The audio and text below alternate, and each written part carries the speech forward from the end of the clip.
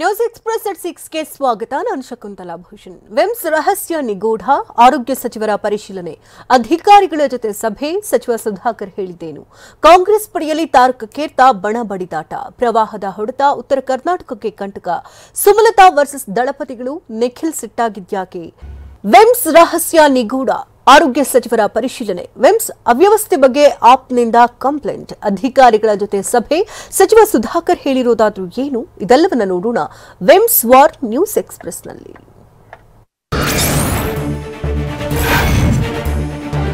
ಬಳ್ಳಾರಿಯ ವಿಮ್ಸ್ ಆಸ್ಪತ್ರೆಯ ಐಸಿಯು ವಾರ್ಡ್ಗೆ ಆರೋಗ್ಯ ಸಚಿವ ಡಾಕ್ಟರ್ ಸುಧಾಕರ್ ಭೇಟಿ ನೀಡಿದರು. ಘಟನೆ ನಡೆದು ಹಲವು ದಿನಗಳ ಬಳಿಕ ಇವತ್ತು ಬಳ್ಳಾರಿಗೆ ಸುಧಾಕರ್ ಭೇಟಿ ಕೊಟ್ಟರು. ಐಸಿಯು ವಾರ್ಡ್ಗೆ ಭೇಟಿ ನೀಡಿ ಮಾಹಿತಿ ಪಡೆದುಕೊಂಡರು. ವಿದ್ಯುತ್ ಸಮಸ್ಯೆಯಿಂದಾಗಿ ವೆಂಟಿಲೇಟರ್ನಲ್ಲಿ ಇದ್ದ 3 ರೋಗಿಗಳು ಮೃತಪಟ್ಟಿದ್ದರು. ಹೀಗಾಗಿ ಆರೋಗ್ಯ ಸಚಿವರು ಭೇಟಿ ನೀಡಿ ಮಾಹಿತಿ ಪಡೆದುಕೊಂಡರು.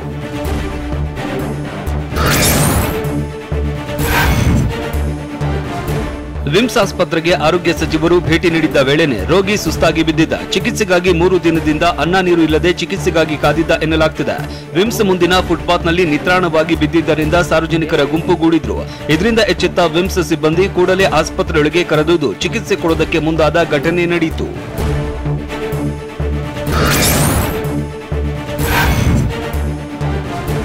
ಇನ್ನು ಆರೋಗ್ಯ ಸಚಿವ ಸುಧಾಕರ್ ಹಾಗೂ ಶ್ರೀರಾಮುಲು ಪವರ್ ಕೇಬಲ್ ಕಟ್ ಆದ ಸ್ಥಳಕ್ಕೆ ಭೇಟಿ ನೀಡಿ ಪರಿಶೀಲಿಸಿದ್ರು. ಪವರ್ ಕೇಬಲ್ ಕಟ್ ಆಗಿದ್ದು ಹೇಗೆ, ಆಗ ಯಾರು ಇಲ್ಲಿ ಡ್ಯೂಟಿಯಲ್ಲಿ ಇದ್ರು ಅನ್ನೋ ಬಗ್ಗೆ ವಿಚಾರಣೆ ನಡೆಸಿದ್ರು. ಐಸಿಯು ವಾರ್ಡ್ನಲ್ಲೂ ಏನೇನು ಅನಾಹುತ ಆಯ್ತು ಅನ್ನೋ ಕುರಿತಂತೆ ಆಸ್ಪತ್ರೆ ಸಿಬ್ಬಂದಿಯಿಂದ ಮಾಹಿತಿಯನ್ನ ಪಡೆದುಕೊಂಡ್ರು.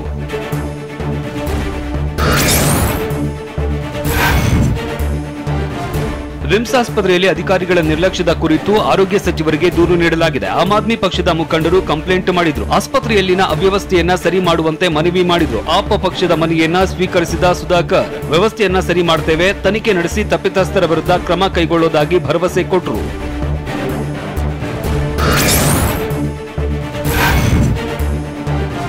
ತನಿಖೆಯ ವರದಿಯಲ್ಲಿ ಉತ್ತರ ಸಿಗಲಿದೆ. ವಿದ್ಯುತ್ ಸಮಸ್ಯೆಯಿಂದ ಘಟನೆ ಆಗಿದ್ರೆ ಉಳಿದ ರೋಗಿಗಳಿಗೂ ಸಮಸ್ಯೆ ಆಗ್ತಾ ಇತ್ತು. ಬೆಳಗ್ಗೆ 8:30ಕ್ಕೆ ಪವರ್ ಕಟ್ ಆಗಿದೆ. ಬೆಳಗ್ಗೆ 9:30ಕ್ಕೆ ಪವರ್ ರಿಟರ್ನ್ ಬಂದಿದೆ. ನಿರ್ದೇಶಕರ ಹೇಳಿದ ಷಡ್ಯಂತ್ರದ ಬಗ್ಗೆನೂ ತನಿಖೆ ನಡೆಯಲಿದೆ ಅಂತ ಆರೋಗ್ಯ ಸಚಿವ ಸುಧಾಕರ್ ಹೇಳಿದ್ದಾರೆ. ಘಟನೆ ಬಗ್ಗೆ ಸರ್ಕಾರ ಇನ್ನೂ ಅಂತಿಮ ತೀರ್ಮಾನಕ್ಕೆ ಬಂದಿಲ್ಲ. ತನಿಖಾ ಸಮಿತಿಯ ವರದಿ ಬಂದ ಬಳಿಕ ಕ್ರಮ ಕೈಗೊಳ್ಳಲಾಗುವುದು ಅಂತ ಹೇಳಿದ್ರು.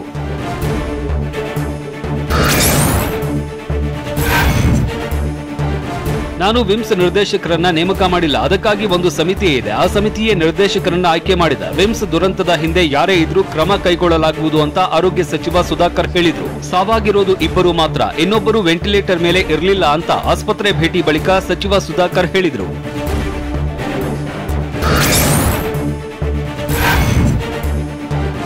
ಬಳ್ಳಾರಿ ವಿಮ್ಸ್ಗೆ ಸುಧಾಕರ್ ಭೇಟಿ ನೀಡಿದ್ದಕ್ಕೆ ವಿಪಕ್ಷಗಳು ಆರೋಪ ಮಾಡಿದ್ವು. ಇದಕ್ಕೆ ಸಿಎಂ ಬೊಮ್ಮಾಯಿ ತಿರುಗೇಟು ಕೊಟ್ಟಿದ್ದು ಆರೋಪಿಸುವುದು ವಿಪಕ್ಷಗಳ ಕೆಲಸ, ಹೀಗಾಗಿ ಮಾತನಾಡ್ತಾರೆ. ಈ ಹಿಂದೆ ಕಾಂಗ್ರೆಸ್ ಕರ್ನಾಟಕ ಖಾಸಗಿ ಆಸ್ಪತ್ರೆ ಬಿಲ್ ತಂದಿದ್ರು. ಆಗ ಎಲ್ಲಾ ವೈದ್ಯರು ಸುಮಾರು 5 ದಿನ ಧರಣಿ ಮಾಡಿದ್ರು. ಆಗ ವೈದ್ಯರ ಮುಷ್ಕರದಲ್ಲಿ 80 ಜನ ಮೃತಪಟ್ಟಿದ್ರು. ಅದಕ್ಕೆ ಹೊಣೆಗಾರಿಕೆ ಮತ್ತು ರಾಜೀನಾಮೆ ಕೊಟ್ರ. ಎಲ್ಲದರಲ್ಲೂ ರಾಜಕಾರಣ ಮಾಡೋದು ಕಾಂಗ್ರೆಸ್ ಪ್ರವೃತ್ತಿ ಅಂತ ಸಿಎಂ ಕಿಡಿಕಾರಿದ್ರು.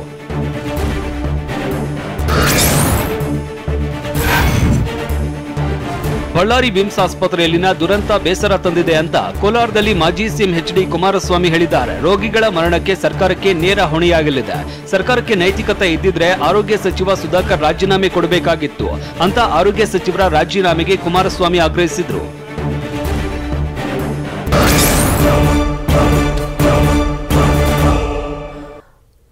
ಕಾಂಗ್ರೆಸ್ ಪಡೆಯಲ್ಲಿ ತಾರಕಕ್ಕೇರಿತ ಬಣ ಬಡಿದಾಟ, ಡಿಕೆಶಿ ಹೇಳಿಕೆ ಸಿದ್ದು ಬಣವನ್ನ ರೊಚ್ಚಿಗೆಬ್ಬಿಸಿದ್ಯಾ, ಪ್ರಿಯಾಂಕ್ ವಿರುದ್ಧ ಸಿಎಂ ಗುಡುಗಿದ್ದಾದ್ರೂ ಹೇಗೆ, ಇದೆಲ್ಲವನ್ನ ನೋಡೋಣ Congress versus BJP news ಎಕ್ಸ್‌ಪ್ರೆಸ್‌ನಲ್ಲಿ.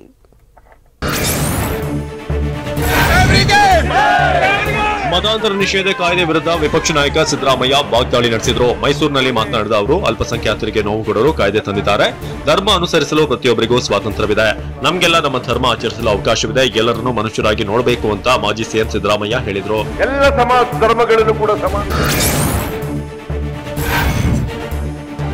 PSI ಹುದ್ದೆಗಳ ಪರೀಕ್ಷೆಯಲ್ಲಿ ಹಣ ಲೂಟಿ ಮಾಡಿದ್ದಾರೆ. ಯುವಕರಿಂದ 300 ಕೋಟಿ ಹಣ ಲೂಟಿ ಮಾಡಿದ್ದಾರೆ ಅಂತ ಸಿದ್ದರಾಮಯ್ಯ ವಾಗ್ದಾಳಿ ನಡೆಸಿದ್ರು. ಈ ಹಗರಣದಲ್ಲಿ ಮಂತ್ರಿಗಳು ಇದ್ದಾರೆ. ಬಿಜೆಪಿಯವರು ಲಜ್ಜೆಗೆಟ್ಟವರು. ಸರ್ಕಾರದಲ್ಲಿ 40% ಕಮಿಷನ್ ಇದೆ ಅಂತ ಕೆಂಪಯ್ಯ ಪ್ರಧಾನಿಗೆ 2ನೇ ಪತ್ರ ಕೂಡ ಬರೆದಿರಬೇಕು. ಇಂಥ ಭ್ರಷ್ಟ ಸರ್ಕಾರ ನನ್ನ ರಾಜಕೀಯ ಜೀವನದಲ್ಲಿ ನೋಡಿಲ್ಲ ಅಂತ ಸರ್ಕಾರದ ವಿರುದ್ಧ ಸಿದ್ದು ಗುಡುಗಿದ್ರು.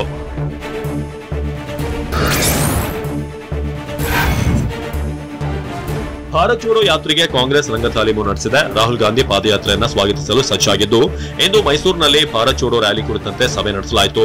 ಕೇರಳ ಮೂಲಕ ಕರ್ನಾಟಕಕ್ಕೆ ರ್ಯಾಲಿ ಆಗಮಿಸಲಿದೆ. ಹೀಗಾಗಿ ಸಿಎಲ್ಪಿ ನಾಯಕ ಸಿದ್ದರಾಮಯ್ಯ, ಕೆಪಿಸಿಸಿ ಅಧ್ಯಕ್ಷ ಡಿಕೆಶಿ, ಕೆಪಿಸಿಸಿ ಕಾರ್ಯಾಧ್ಯಕ್ಷ ಧ್ರುವನಾರಾಯಣ್, ಎಂಬಿ ಪಾಟೀಲ್ ಸೇರಿದಂತೆ ಹಲವು ಕಾಂಗ್ರೆಸ್ ನಾಯಕರು ಪಾಲ್ಗೊಂಡಿದ್ರು.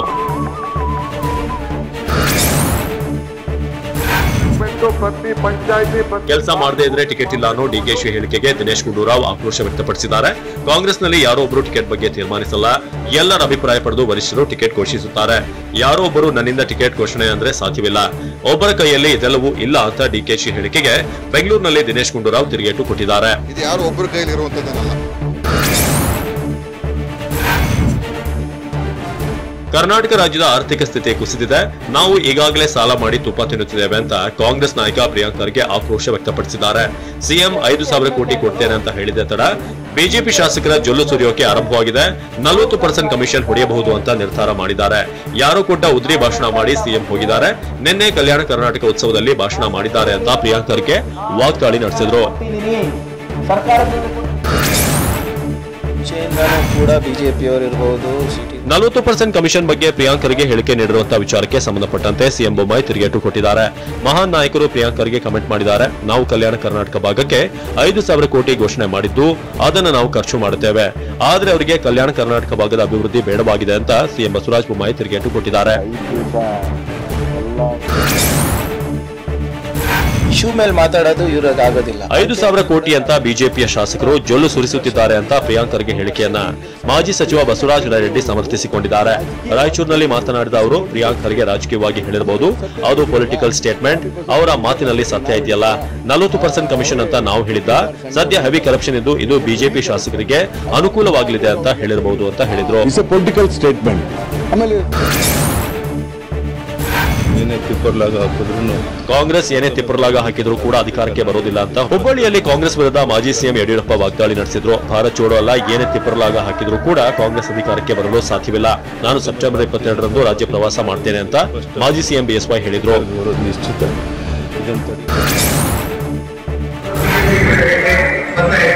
ಭ್ರಷ್ಟಾಚಾರ ನಿರ್ಮೂಲನೆಗಾಗಿ ಜನ ಬಿಜೆಪಿಗೆ ಅಧಿಕಾರ ಕೊಟ್ಟಿದ್ದಾರೆ ಅಂತ ಸಚಿವ ಅಶ್ವಥ್ ನಾರಾಯಣ್ ಹೇಳಿದ್ರು.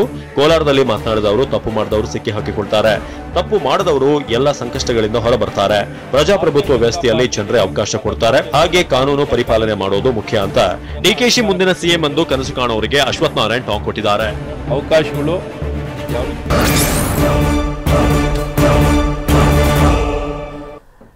ಜಿಲ್ಲಾ ಮುಖಂಡರ ವಿರುದ್ಧ ಗುಡುಗಿದ ಡಿಕೆಶಿ. ಜೆಡಿಎಸ್ ಅಲ್ಪಸಂಖ್ಯಾತರ ಸಮಾವೇಶದಲ್ಲಿ ಬಿರಿಯಾನಿ ಕಿತ್ತಾಟ. ಸುಮಲತಾ ವಿರುದ್ಧ ನಿಖಿಲ್ ಸಿಟ್ಟಾಗಿದ್ದಾದರೂ ಯಾಕೆ? ಇದೆಲ್ಲವನ್ನು ನೋಡೋಣ ಕರ್ನಾಟಕ ನ್ಯೂಸ್ ಎಕ್ಸ್‌ಪ್ರೆಸ್ನಲ್ಲಿ.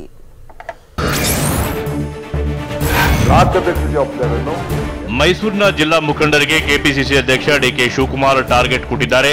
10 ರಿಂದ 15 ಸಾವಿರ ಜನರನ್ನ ಕರೆದುಕೊಂಡು ಬರಬೇಕು. ಸಿದ್ದರಾಮಯ್ಯ 5,000 ಹೇಳಿದ್ದು ದೂರದ ಜಿಲ್ಲೆಯವರಿಗೆ. ಒಬ್ಬೊಬ್ಬ ನಾಯಕ 100 ಜನರನ್ನ ಕರೆದುಕೊಂಡು ಬನ್ನಿ, ನೀವು ಬರಲಿಲ್ಲ ಅಂದ್ರೆ ಸಿದ್ದರಾಮಯ್ಯ ಮರ್ಯಾದೆ ಹೋಗುತ್ತೆ, ನನ್ನ ಮರ್ಯಾದೆ ಹೋಗುತ್ತೆ, ನಿಮ್ಮ ಮರ್ಯಾದೆ ಹೋಗುತ್ತೆ ಅಂತ ಡಿಕೆಶಿ ಹೇಳಿದ್ರು. ಪಬ್ಲಿಸಿಟಿ ಕಮಿಟಿ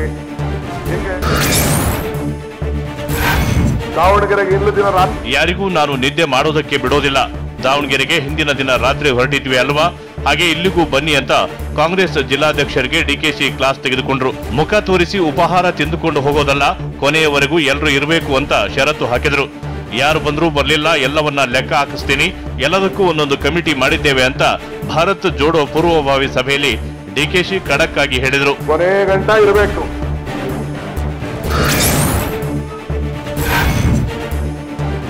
ಕೋಲಾರದಲ್ಲಿ ಜೆಡಿಎಸ್ ಅಲ್ಪಸಂಖ್ಯಾತರ ಸಮಾವೇಶ ಆಯೋಜಿಸಲಾಗಿತ್ತು. ಕೋಲಾರ ನಗರದ ಸರ್ಕಾರಿ ಜೂನಿಯರ್ ಕಾಲೇಜು ಮೈದಾನದಲ್ಲಿ ಅದ್ದೂರಿ ಸಮಾವೇಶ ನಡೆದಿದ್ದು, ಕಾರ್ಯಕ್ರಮದಲ್ಲಿ ಮಾಜಿ ಪ್ರಧಾನಿ ದೇವೇಗೌಡ, ಮಾಜಿ ಸಿಎಂ ಕುಮಾರಸ್ವಾಮಿ, ಜೆಡಿಎಸ್ ರಾಜ್ಯಾಧ್ಯಕ್ಷ ಸಿಎಂ ಇಬ್ರಾಹಿಂ ಸೇರಿದಂತೆ ಹಲವು ಜೆಡಿಎಸ್ ನಾಯಕರು ಪಾಲ್ಗೊಂಡಿದ್ದರು.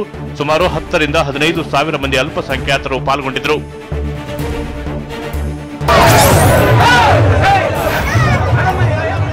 ಕೋಲಾರದ ಜೆಡಿಎಸ್ ಅಲ್ಪಸಂಖ್ಯಾತರ ಸಮಾವೇಶದಲ್ಲಿ ಬಿರಿಯಾನಿಗಾಗಿ ಕಾರ್ಯಕರ್ತರು ಮುಗಿಬಿದ್ದಿದ್ರು. ಕಾರ್ಯಕರ್ತರನ್ನ ನಿಭಾಯಿಸಲು ಪೊಲೀಸರು ಸರ್ಕಸ್ ಮಾಡಿದ್ರು. ಬಿರಿಯಾನಿ ಖಾಲಿ ಆಗ್ತಿದ್ದಂತೆ ಕಾರ್ಯಕರ್ತರು ಆಕ್ರೋಶ ವ್ಯಕ್ತಪಡಿಸಿದ್ರು. ಮತ್ತೊಂದು ಬಿರಿಯಾನಿ ಪಾತ್ರೆ ತರುವಷ್ಟರಲ್ಲೇ ಗಲಾಟೆಗಳಾಗಿದ್ವು.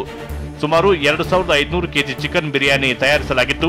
ಮತ್ತೊಂದು ಬಿರಿಯಾನಿ ಪಾತ್ರೆ ಬರುವಷ್ಟರಲ್ಲಿಯೇ ಗಲಾಟೆಗಿಳಿದಿದ್ರು. ಸಾವಿರಾರು ಮಂದಿ ಅಲ್ಪಸಂಖ್ಯಾತರು ಪಾಲ್ಗೊಂಡಿದ್ರು.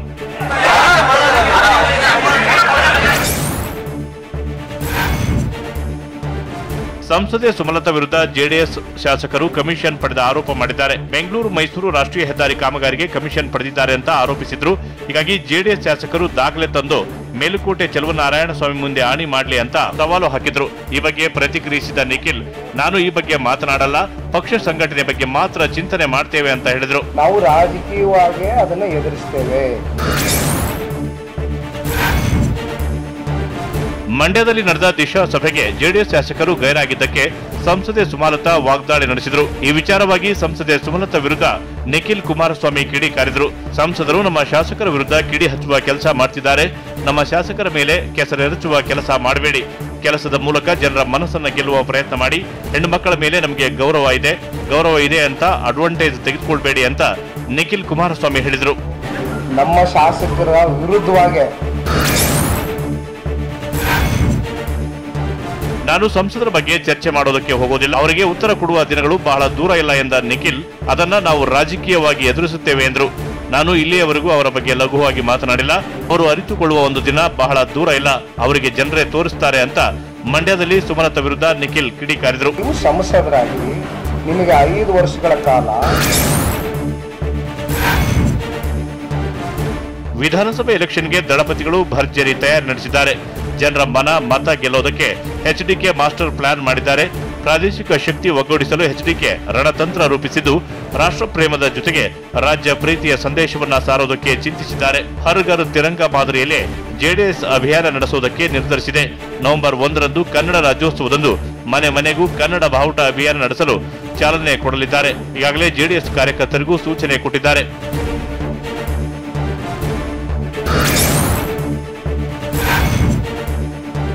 ಹಾಸನ ಜಿಲ್ಲೆಯ ಮಲೆನಾಡು ಭಾಗದಲ್ಲಿ ಕಾಡಾನೆಗಳ ಉಪಟಳ ಹೆಚ್ಚಾಗಿದೆ. ಹಿಂಡು ಕಾಫಿ ತೋಟಗಳಲ್ಲಿ ಕಾಡಾನೆಗಳು ಓಡಾಟ ನಡೆಸುತ್ತಿವೆ.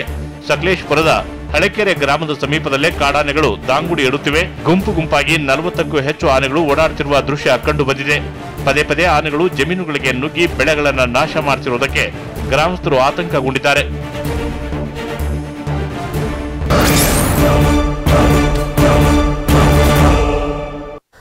ಪ್ರವಾಹದ ಹೊಡೆತ ಉತ್ತರ ಕರ್ನಾಟಕಕ್ಕೆ ಕಂಟಕ. ಮಹಾರಾಷ್ಟ್ರದಲ್ಲಿ ಮಳೆ, ರಾಜ್ಯಕ್ಕೆ ಎದುರಾಯಿತು ಆತಂಕ.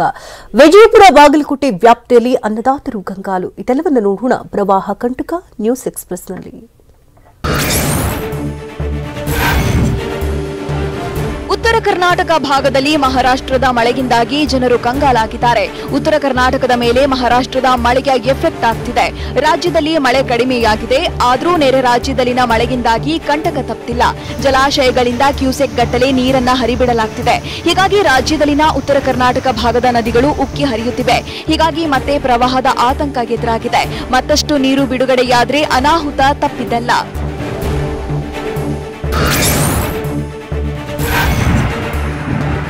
ವಿಜಯಪುರಕ್ಕೆ ಮತ್ತೆ ಪ್ರವಾಹದ ಕಂಟಕ ಎದುರಾಗಿದೆ. ಭೀಮಾ ನದಿ ತಟದ ಜನರಿಗೆ ಜಲಕಂಟಕ ಕಾದಿದೆ. ವಿಜಯಪುರದಲ್ಲಿ ಭಾರೀ ಪ್ರವಾಹ ಉಂಟಾಗೋ ಆತಂಕ ಎದುರಾಗಿದೆ. ಮಹಾರಾಷ್ಟ್ರದಲ್ಲಿ ಭಾರೀ ಮಳೆ ಸುರಿಯುತ್ತಿರುವುದರಿಂದಾಗಿ ವಿಜಯಪುರದಲ್ಲಿ ಆತಂಕ ಮನೆ ಮಾಡಿದೆ. ಜಲಾಶಯಗಳಿಂದ ಹೆಚ್ಚು ನೀರು ರಿಲೀಸ್ ಮಾಡ್ತಿರೋದ್ರಿಂದಾಗಿ ಭೀಮಾ ನದಿ ಆರ್ಭಟ ಜೋರಾಗ್ತಿದೆ. ಹೀಗಾಗಿ ನೆರೆ ಆತಂಕ ಗ್ರಾಮಸ್ಥರನ್ನ ಕಾಡೋಕೆ ಶುರು ಮಾಡಿದೆ.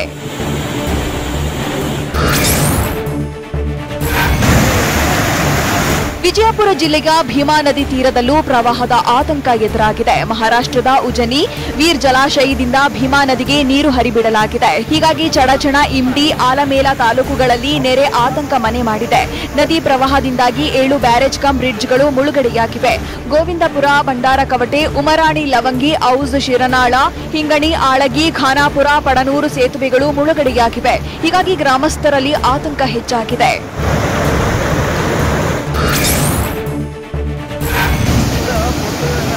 ಒಂದೆಡೆ ಪ್ರವಾಹದ ಆತಂಕ, ಮತ್ತೊಂದೆಡೆ ಮೊಸಳೆಗಳ ಕಾಟ ಶುರುವಾಗಿದೆ. ಗದಗ ಜಿಲ್ಲೆಯ ರೋಣ ತಾಲೂಕಿನ ಮೆಣಸಗಿ ಗ್ರಾಮದಲ್ಲಿ ಘಟನೆ ನಡೆದಿದೆ. ಮಲಪ್ರಭಾ ನದಿ ಹಾಗೂ ಬೆಣ್ಣೆಹಳ್ಳ ತುಂಬಿ ಹರಿತಿದೆ. ಬೆಣ್ಣೆಹಳ್ಳದ ತೀರದಲ್ಲಿ ಮೊಸಳೆ ಪತ್ತೆಯಾಗಿದೆ. ಹೀಗಾಗಿ ಮಲಪ್ರಭಾ ನದಿ ಬೆಣ್ಣೆಹಳ್ಳದ ತೀರಕ್ಕೆ ಹೋಗದಂತೆ ಎಚ್ಚರಿಕೆ ನೀಡಲಾಗಿದೆ. ಗ್ರಾಮ ಪಂಚಾಯಿತಿ ವತಿಯಿಂದ ಡಂಗೂರ ಸಾರಿ ಎಚ್ಚರಿಕೆ ವಹಿಸಲಾಗಿದೆ.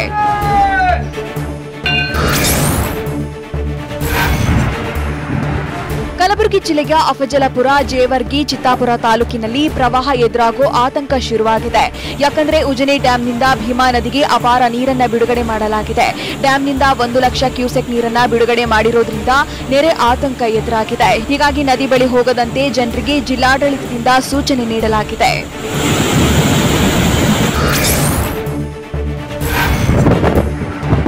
ಕಲಬುರಗಿ ಜಿಲ್ಲೆಗೆ ಭೀಮಾ ನದಿ ಅಬ್ಬರ ಆತಂಕ ತಂದೊಡ್ಡಿದೆ.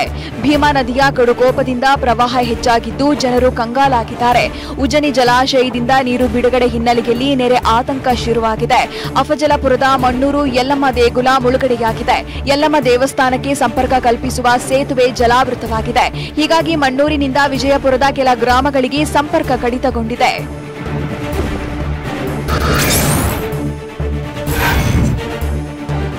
ಪಶ್ಚಿಮ ಘಟ್ಟದಲ್ಲಿ ಭಾರೀ ಮಳೆಯಾಗ್ತಿರೋದ್ರಿಂದ ಉತ್ತರ ಕರ್ನಾಟಕದ ಹಲವು ಜಿಲ್ಲೆಗಳು ಈಗಾಗಲೇ ತತ್ತರಿಸಿ ಹೋಗಿವೆ. ಮಳೆ ಹೀಗೆ ಮುಂದುವರಿದ್ರೆ ಹಲವು ಜಿಲ್ಲೆಗಳಿಗೆ ನೀರು ನುಗ್ಗಿ ಜಮೀನುಗಳು ಮುಳುಗಡೆಯಾಗಲಿವೆ. ರೈತರು ಕಷ್ಟಪಟ್ಟು ಬೆಳೆದಿದ್ದ ಅಪಾರ ಪ್ರಮಾಣದ ಬೆಳೆ ನಾಶವಾಗಿದೆ. ಸದ್ಯ ಮಳೆಯಿಂದಾಗಿ ಅನ್ನದಾತರು ಸಾಕಷ್ಟು ನೊಂದಿದ್ದಾರೆ. ಮಳೆ ಮುಂದುವರಿದ್ರೆ ಮತ್ತಷ್ಟು ಸಂಕಷ್ಟ ಎದುರಾಗುವುದರಲ್ಲಿ ಅನುಮಾನವಿಲ್ಲ.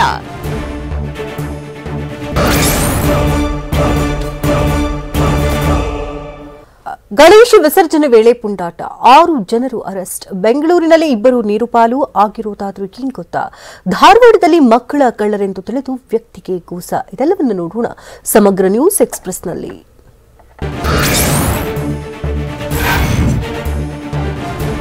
ಉಡುಪಿಯಲ್ಲಿ 3 ಫುಡ್ ಡೆಲಿವರಿ ಬಾಯ್ನ ಬಂಧನ ಮಾಡಲಾಗಿದೆ. ಫುಡ್ ಡೆಲಿವರಿ ಬ್ಯಾಗ್ನಲ್ಲಿ ಗಾಂಜಾ ಮಾರಾಟ ಮಾಡ್ತಾ ಇದ್ದ ರವಿಶಂಕರ್, ಅಂಜಲ್ ಬೈಜು, ದೇವಿ ಪ್ರಸಾದ್ ಅನ್ನೋರನ್ನ ಸೆರೆ ಹಿಡಿದಿದ್ದಾರೆ.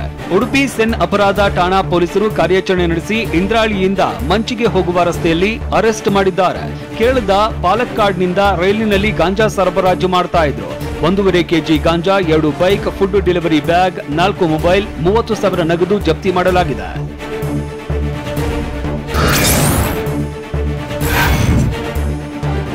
ರಾಮನಗರ ಗ್ರಾಮಾಂತರ ಠಾಣೆ ಪೊಲೀಸರು ಕಾರ್ಯಾಚರಣೆ ನಡೆಸಿ ಅಕ್ರಮವಾಗಿ ಗಾಂಜಾ ಮಾರಾಟ ಮಾಡ್ತಾ ಇದ್ದ ಆರೋಪಿಯನ್ನ ಬಂಧಿಸಿದ್ದಾರೆ. ರಾಮನಗರದ ಯಾರಬ್ ನಗರ ನಿವಾಸಿ ಸೈಯದ್ ಖಲೀಂ ಬಂಧಿತ ಆರೋಪಿಯಾಗಿದ್ದಾನೆ. ಗಾಂಜಾ ಮಾರಾಟ ವೇಳೆ ರೆಡ್ ಹ್ಯಾಂಡ್ ಆಗಿ ಸೆರೆ ಹಿಡಿಯಲಾಗಿದ್ದು 3 ಕೆಜಿ ಗಾಂಜಾವನ್ನ ಜಪ್ತಿ ಮಾಡಿದ್ದಾರೆ. ಈ ಸಂಬಂಧ ರಾಮನಗರ ಗ್ರಾಮಾಂತರ ಪೊಲೀಸ್ ಠಾಣೆಯಲ್ಲಿ ಪ್ರಕರಣ ದಾಖಲಾಗಿದೆ.